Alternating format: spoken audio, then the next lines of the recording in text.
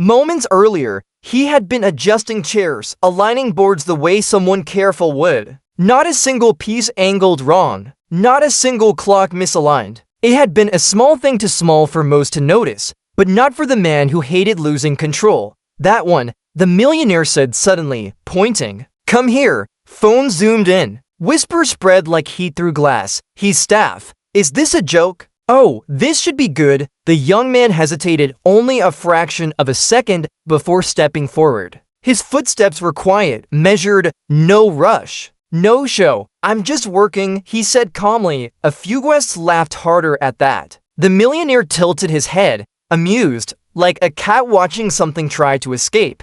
"Working?" He echoed. "Everyone here is working. Some of us just work with our minds." He gestured to the chessboard at the center table, polished ebony and ivory. "Museum grade, sit, entertain us." The young man didn't move. "I'd rather not," he replied. His voice was low, steady. No plea in it. No challenge either. That should have ended it. Instead, it irritated the host. The millionaire's smile tightened, not enough for the cameras to catch, but enough for him to feel it. He stepped closer, lowering his voice just slightly. "You know," he said, swirling his champagne, "back where I grew up. Refusing an invitation like this meant you were scared." A breath passed. Then another. The crowd leaned in. The young man glanced once at the board. Just once. His eyes didn't jump around. They didn't linger. They assessed. Then he looked away. "I don't play for crowds," he said. That line landed differently. A murmur rippled.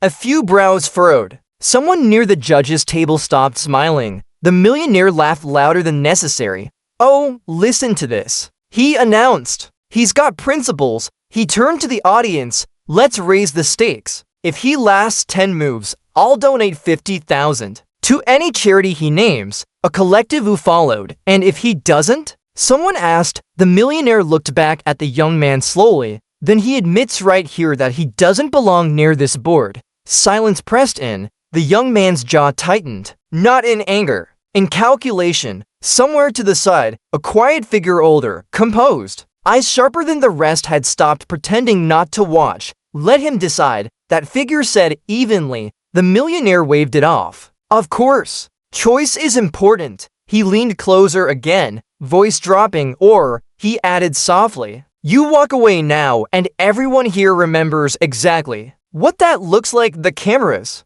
waited. The room waited. The youth pawn hit the board with a sharp crack. "Even my driver plays better than this," the millionaire laughed. And the room exploded with it. Crystal chandeliers trembled faintly above the private courtroom hall as guests turned, glasses raised, phones already recording. This wasn't a trial today. It was a performance. Silk dresses brushed marble floors. Watches worth small houses flashed under camera light. And at the center of it all stood the host, smiling, relaxed, untouchable. He adjusted his cufflinks slowly, savoring the attention. Another laugh rolled out of him, softer this time, as if rehearsed. "Tell me," he said loudly, "do they teach chess where you come from? Or only obedience?" The words weren't aimed at the crowd. They were aimed at the young man standing near the back, hands clasped, head slightly lowered, dressed not to impress, but to blend in. The underdog said nothing. Young man exhaled, slow,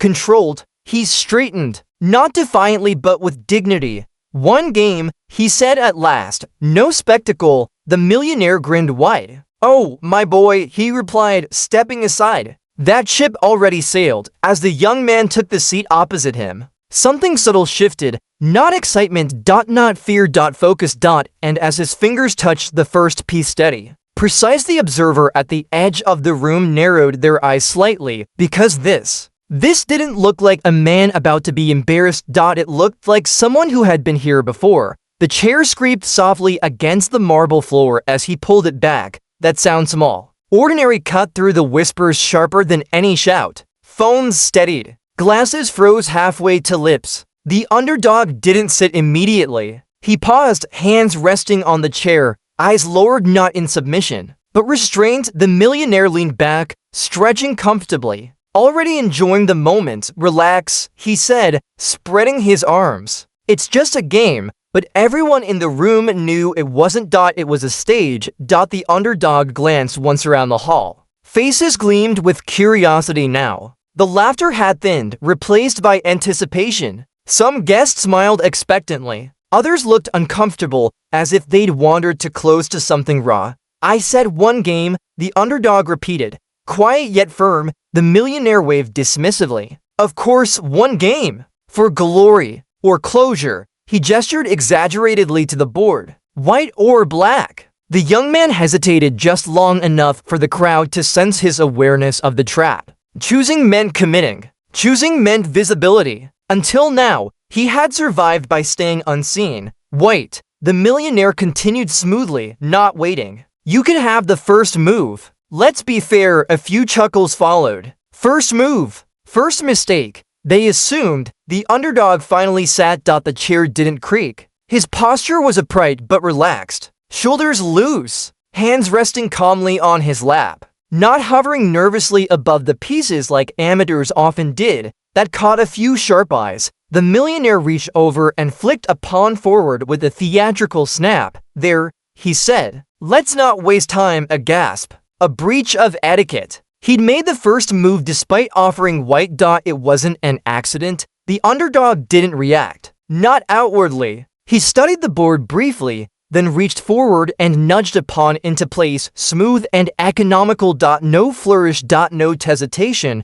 The crowd leaned forward. Is that legal? Someone whispered. The outsider ally shifted slightly in their seat, eyes following the board now. Not the man's clothes, not his job, not his place in the room. Just the game. The millionaire laughed. Didn't even question it? He asked mockingly. That's good. Confidence is important, even when it's borrowed. He played again quickly, too quickly, knights clacking down like declarations of dominance. I like fast games, he added. No time to think. The implication hung heavily. The underdog responded just as quickly. Click. A piece relocated. Clean, defensive, balanced. The room's energy shifted another notch. No laughter this time, just murmurs. 3 moves in, and the position on the board didn't look sloppy. It didn't look panicked, it looked structured. That's interesting, someone muttered. The millionaire took a sip of champagne, eyes flicking to the board, then away.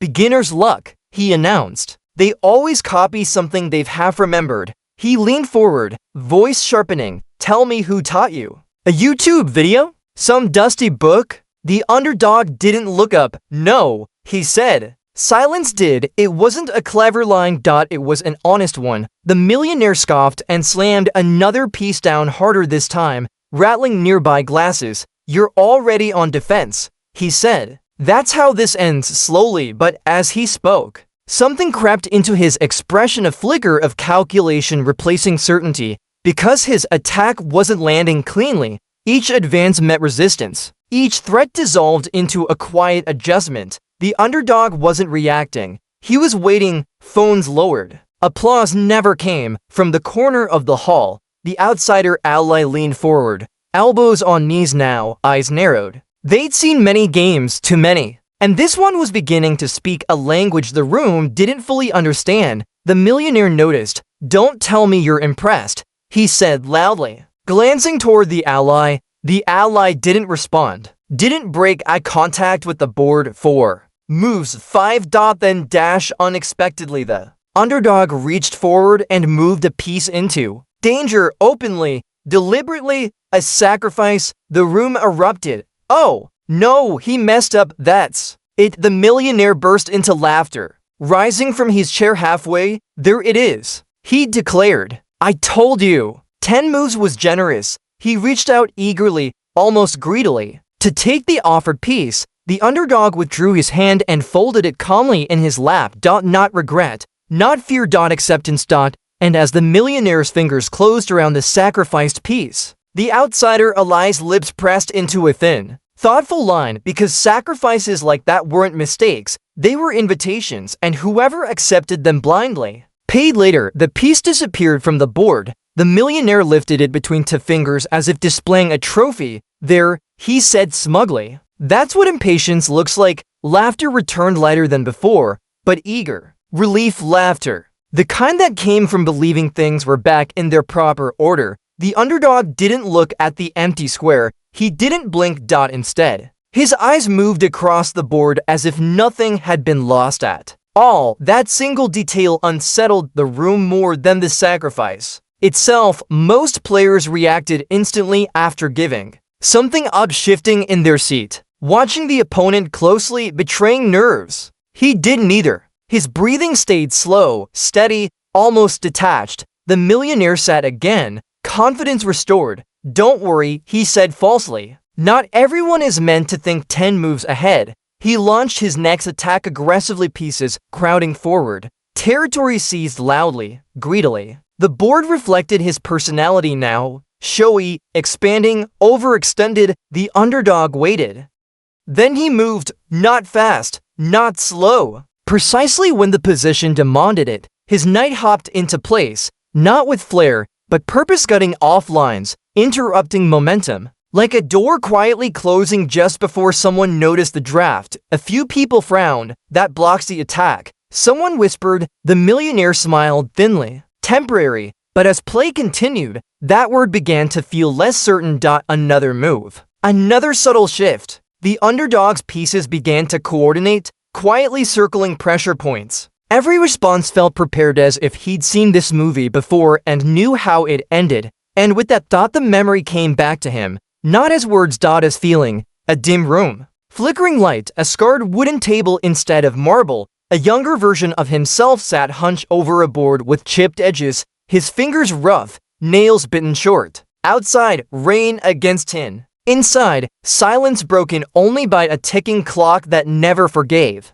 Hesitation again, a voice had said back. Then calm, unyielding, "You gave it up too early." "I didn't," the boy had whispered. "I wanted him to take it." The voice had paused. "Good," it replied. "Then don't mourn it." Back in the present, the underdog's eyes hardened slightly, not with anger, but clarity. He advanced upon. The crowd expected a reaction. None came from him, but the millionaire's posture shifted. He leaned forward now, elbows edging closer to the board. His hand lingered over his next move longer than before. The champagne glass sat untouched. "How long have you been playing?" he asked suddenly, attempting casualness. The underdog didn't look up. "Long enough," he replied. A soft murmur rippled. The outsider ally adjusted their glasses. They hadn't missed the pawn structure forming, clean, disciplined, resilient. This wasn't copycat chess. This wasn't luck. This was trained patience. The millionaire made another move, harder this time, slamming the piece as if to reclaim authority. "You're still down material," he said sharply. "You know that, right?" The underdog finally met his eyes. "Yes," one word. Nothing more. And that was when the room felt it, the subtle reversal. Not on the board. In the air. The laughter never came back. Move by move, the underdog tightened his position. His pieces didn't chase. They waited. They supported each other. A formation began to emerge, quiet soldiers falling into ranks.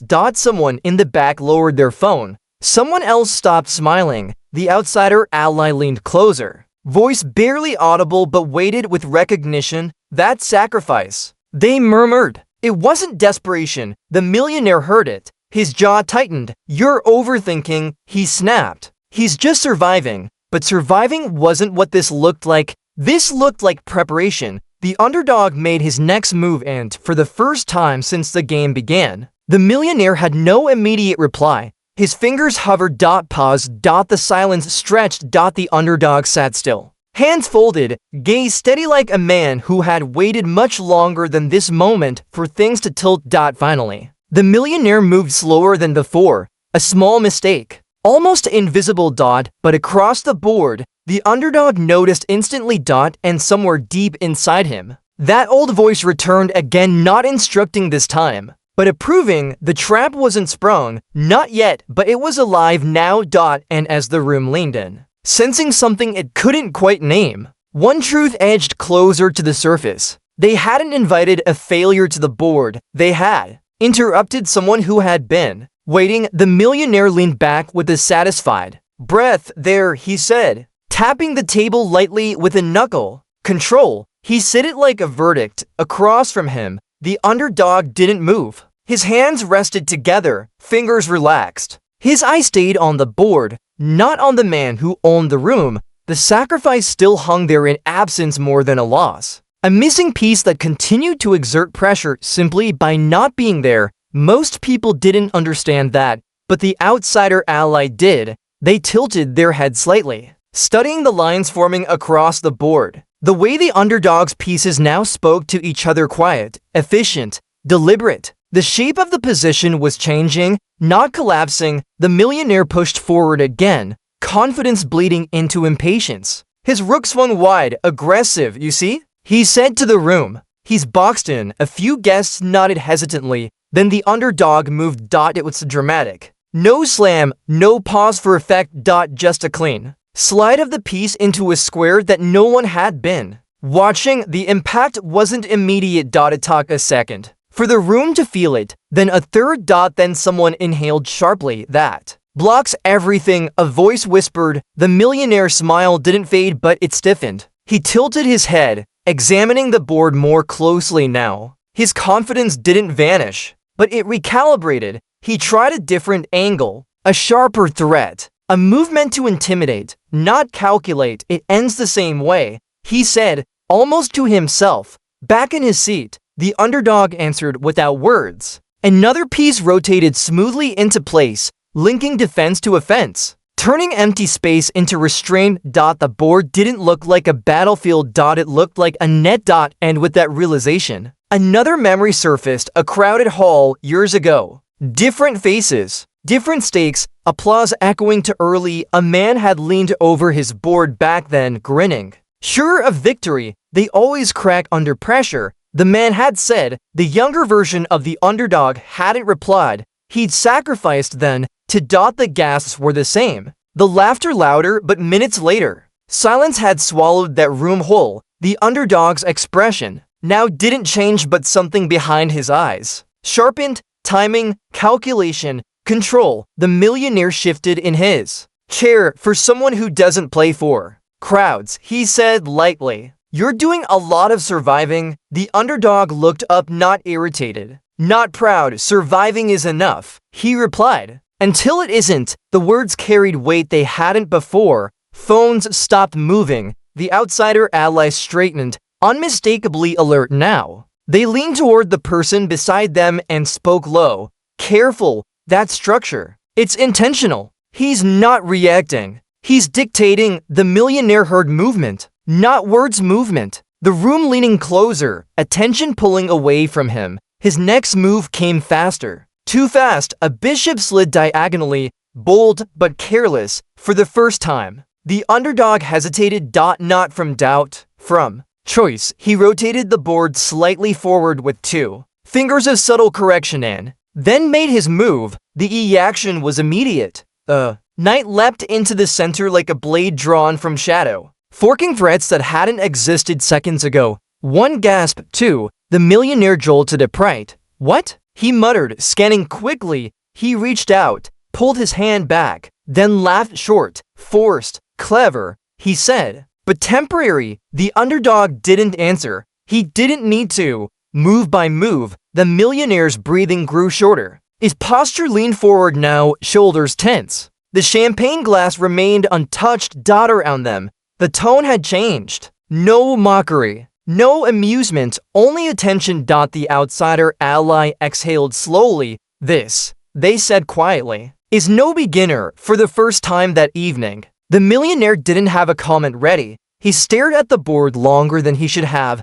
When he finally moved, it was precise but defensive, a retreat. The meaning landed like a crack in glass. The underdog noticed. His piece moved again, closing space, limiting exits, turning the board into a narrowing corridor. The trap revealed itself, not in one dramatic snap, but in inevitability. Those who understood chess felt it before they saw it. Those who didn't felt it anyway, and right as the room collectively realized the laughter had been misplaced, the outsider ally finally spoke. Voice low but certain. "Do you know what kind of sacrifice that was?" The millionaire didn't look up. The underdog stayed silent, and the game moved one step closer to its point of no return. No one laughed when the next piece fell. It was only a pawn small, Ordinary, dismissed by everyone at first. It slid forward one square, nothing dramatic. But the way it moved, the timing of it, the absence of hesitation. It drew eyes like a wrong note in a quiet room. The millionaire saw it too. His fingers paused above the board, hovering like they'd forgotten what they were meant to do. The champagne glass beside him had gone warm now. He hadn't touched it in minutes. Trying to get cute? He asked, too lightly. The underdog didn't respond. He wasn't staring at the pawn anymore. His gaze had shifted beyond it, past the center, past the immediate exchanges, towards something deeper. Something closing. The room changed its posture. Where people had once lounged and whispered, they now leaned forward. Dessert plates forgotten. Conversations abandoned mid-sentence. Phones, once held up like weapons, lowered slowly, almost sheepishly. This wasn't entertainment anymore. This was tension. The millionaire cleared his throat and pushed a piece forward. His move looked strong at first glance, confident, assertive, decisive. The kind of move commentators praised. The outsider Eli's brow furrowed. They murmured. The underdog's reply came instantly. Click. A short move. Quiet, defensive but angled. Like a door cut at a slant. Then another pawn advanced. And suddenly, the area of the board the millionaire thought he owned no longer belonged to him at all. A woman near the window whispered, "Why can't he move there?" "He can," someone answered slowly. "He just shouldn't." The millionaire shifted in his seat and laughed, but the sound spread thin and unfinished. "You people are acting like this is art," he said. "Relax, endgames expose luck." Double quotes, endgame.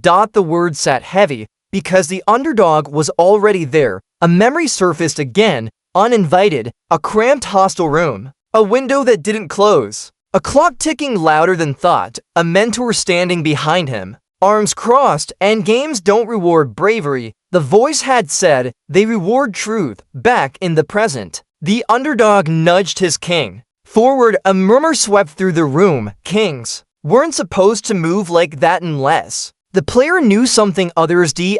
In single quotes. The outsider ally inhaled sharply. He centralized the king, they said under their breath. The millionaire heard that. His jaw flexed. Or he's panicking. But his voice had lost its edge. The next exchange was brief, clean. Pieces vanished from the board, not in chaos, but like leaves falling in autumn, inevitably, predictably.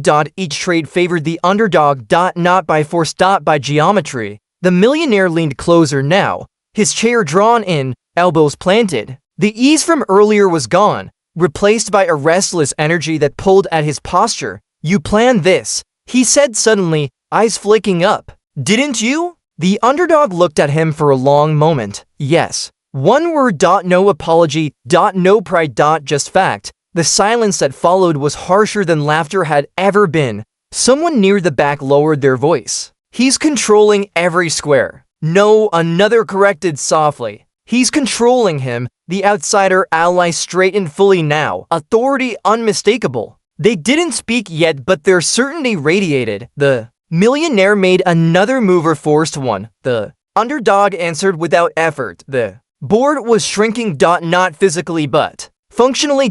Escape routes closed. Options thinned. What had once been an open game now felt like a room with doors quietly locking one by one. The millionaire wiped his palm against his trousers. He smiled again. It didn't reach his eyes. "You're enjoying this," he said. "Aren't you?" The underdog shook his head. "No," he replied. "I'm finishing it." That line didn't draw gasps. It drew belief.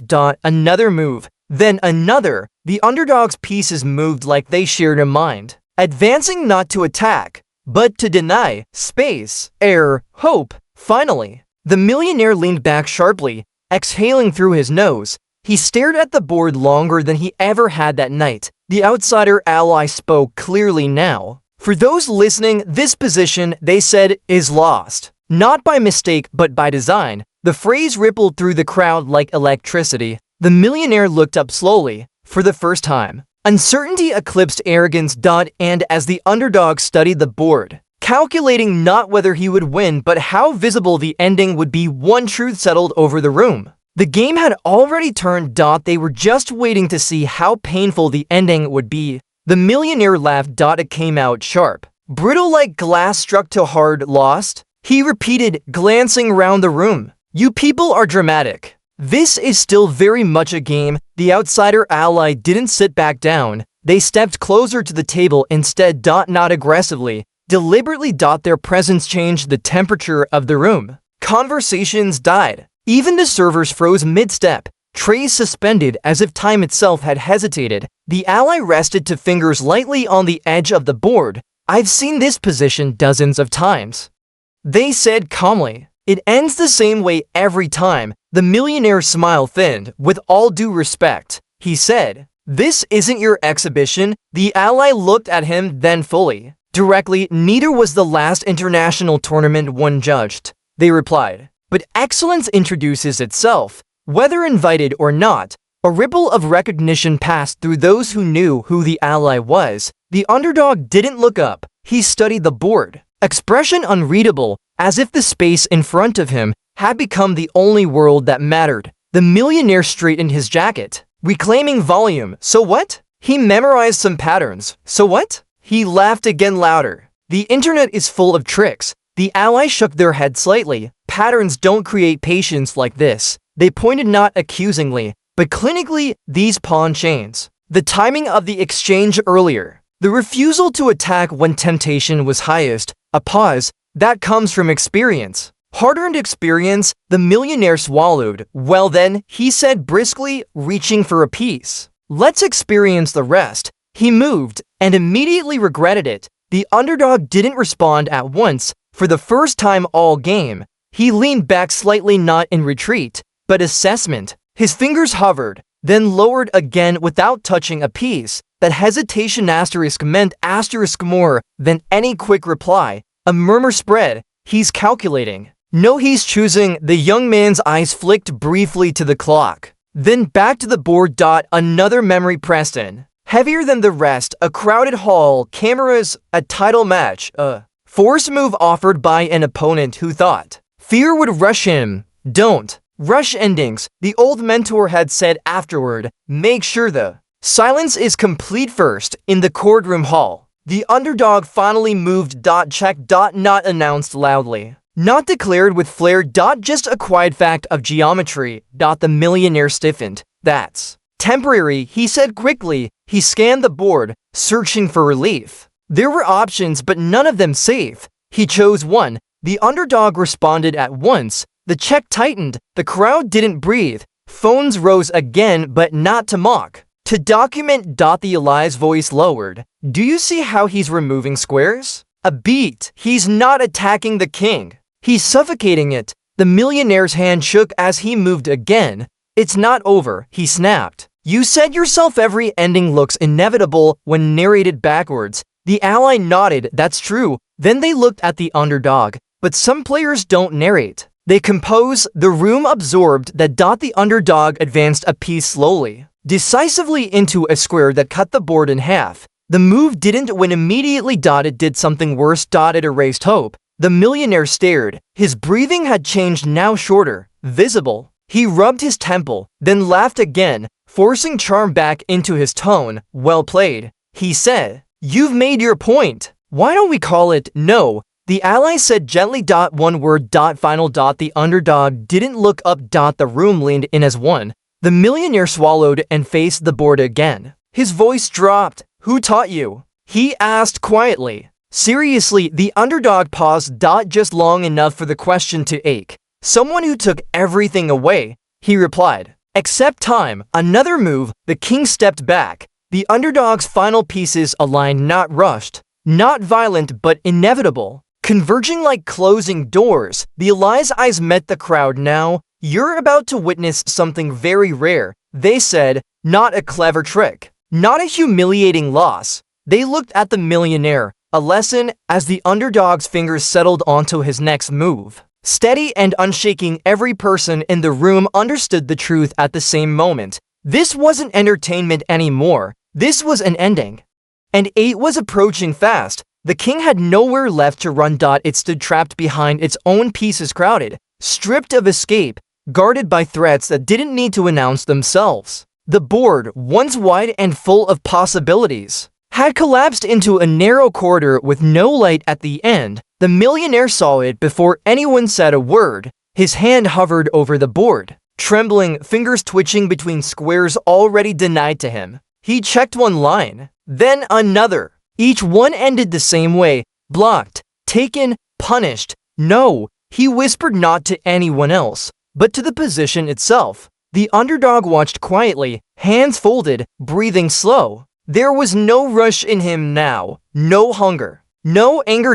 Just completion. The crowd was standing without realizing it. Chairs left behind. Conversations erased. 100 faces leaned toward the same square of polished wood. The outsider ally didn't speak. They didn't need to. The millionaire tried one last move, a desperate gesture, part habit, part denial. The piece slid forward weakly, a futile attempt to delay the unavoidable. The underdog's response was immediate. His fingers closed around his queen, not triumphantly, not hesitantly, just as they had closed around dozens of pieces before it in his life. He placed it down with care, angling it so the threat was unmistakable. The board went still for a breath. For the record, the underdog said calmly, his voice cutting through the silence, not loud, not proud. Checkmate. The sound that followed wasn't applause. It was absence. No laughter. No whispers. No disbelief spoken aloud. Just silence. Heavy,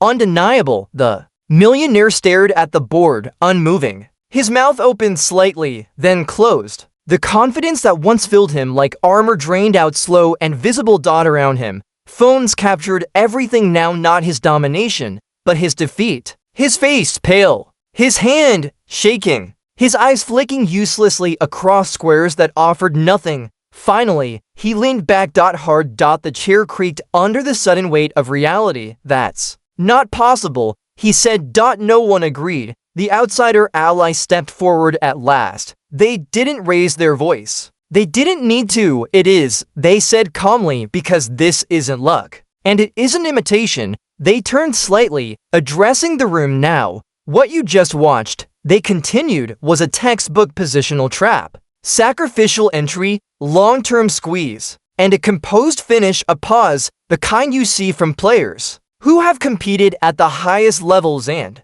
survived. A collective intake of breath rippled through the hall. The millionaire looked up sharply. What are you saying? The ally met his eyes. I'm saying, they replied evenly, that you didn't invite talent to this board. They glanced at the underdog. You interrupted it. The crowd murmured, now not mockery, but shock. He's a master? No better. They don't play like that unless. The underdog stood, not abruptly, not theatrically. He straightened the board first, pressed a displaced pawn back into alignment, returned the captured pieces neatly to their tray. The game, to him, was already over. The millionaire rose too, unsteady. How long? He demanded, voice cracking beneath forced volume. How long have you been? Whatever this is? The underdog looked at him, then really looked. Long enough to let the question lose its power. Long enough to know. He said quietly, that rank doesn't disappear when you lose everything else. The outsider ally nodded once and spoke clearly, so that no one could miss it. He held a national rank. They said, one that doesn't get handed out and doesn't get forgotten. The words landed like a verdict. Mouths fell open, eyes widened. Even those who understood nothing about chess understood asterisk. That asterisk. The millionaire's shoulders slumped. No retort came. No final joke. Just defeat, public, unfiltered, irreversible. The underdog gathered his jacket and stepped away from the table. The crowd parted for him without being asked, not because he demanded space, but because respect had arrived all on its own. As he walked, whispers followed, not cruel this time. Filled. Measured. Earned. Behind him, the chessboard sat under the light, silent proof of a moment the room would remember far longer than any laugh. And as the underdog reached the exit, the outsider ally called after him, wait. He stopped, not out of obligation. Out of choice. And in that pause between humiliation and recognition, between who he was and what the world was finally ready to acknowledge, something far bigger than a game reached its turning point. Wait, the word carried across the hall. Firm but stripped of authority. The underdog stopped near the doors, hand resting briefly on the handle. He didn't turn right away. Not because he was unsure, but because he was deciding whether the moment deserved more of his time. Behind him, the room still buzzed with unfinished reactions. Whispers overlapped. Faces glowed with shock and admiration. Somewhere, a chair scraped as someone stood too abruptly. The outsider ally stepped forward until they were beside the chess table, standing where the millionaire had once ruled the space. "You don't have to go like this," they said. Not unanswered, the underdog turned. "Not fully, just enough.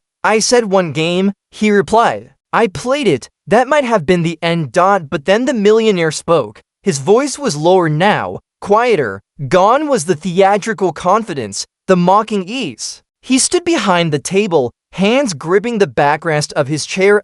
"If it were the only thing keeping him upright, I owe you an apology." The words fell awkwardly. Unused to being spoken in that direction, the room froze again. Some apologies demand forgiveness. This one demanded witnessing. "I thought intelligence was presentation," the millionaire continued, swallowing hard. "I thought respect came from owning the room." He looked around, not meeting anyone's eyes for long. "I was wrong." No excuses followed. No justifications. Only that. The underdog studied him for a moment, long enough for the crowd to wonder what grace looked like when it was truly tested. Then he nodded once. Not acceptance. Acknowledgement. The ally stepped in smoothly, sensing the moment turning public. "What you showed tonight," they said, addressing those gathered, "wasn't just mastery. It was restraint." They looked at the underdog again. "People like you don't need the spotlight," they added. "But the world needs to stop mistaking silence for absence." A murmur of agreement spread, soft, respectful. The millionaire cleared his throat. "There's an open invitation," he said carefully. "Resources, sponsorship, anything you need." The offer hung in the air, ripe with expectation. Cameras waited. The underdog shook his head gently. "No," he said, "but thank you." The refusal wasn't defiant. It was complete. "I didn't come here to be elevated," he continued. "I came because dignity doesn't negotiate." That line didn't earn applause. It earned something quieter. Understanding. The millionaire lowered his gaze. For the first time that evening, he didn't try to reclaim it. The outsider ally smiled, then not widely, but sincerely. "There are other doors," they said to the underdog. "Doors that don't open because someone feels embarrassed, but because someone is needed." The underdog nodded. "Then I'll walk through those." He turned toward the exit again. This time, the room moved instinctively. People stepped aside, not because they were told to, but because they wanted to. As he walked, snippets followed him softly. That was real. He didn't even celebrate. That's what confidence looks like. At the threshold, he paused once more, not for anyone behind him, but for a final glance at the space where everything had shifted. The chessboard still sat beneath the chandelier, pieces neatly ranged in their end state. Checkmate. Not just of a game, but of assumptions. When the doors closed behind him, the silence left in his wake didn't collapse. It settled. The millionaire exhaled slowly, his reflection staring back at him from the darkened glass. Round him, the night resumed, but differently now. Something had been exposed. Something had been corrected. And somewhere beyond the court, a man once dismissed as a failure walked forward without applause, without bitterness, carrying nothing but the quiet certainty that what mattered most had never been taken from him. Because real greatness doesn't arrive loudly. It waits, and when it finally speaks, it doesn't ask to be believed. It leaves no choice.